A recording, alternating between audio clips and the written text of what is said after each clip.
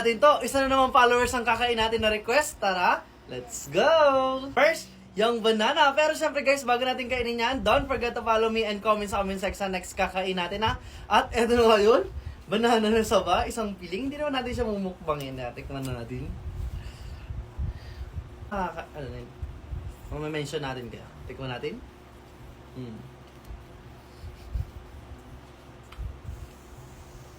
Next naman, yung mango. At eto yun. Mango gummy. Tignan na, diba? Kaso mango din naman siya, pero masarap. Ang tigas.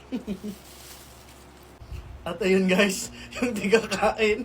Next naman, yung apple. Pero syempre guys, naghanap tayo ng pang alternative. Sito na apple. Apple flavor, yung patama na yan. Masarap to, malamig na malamig.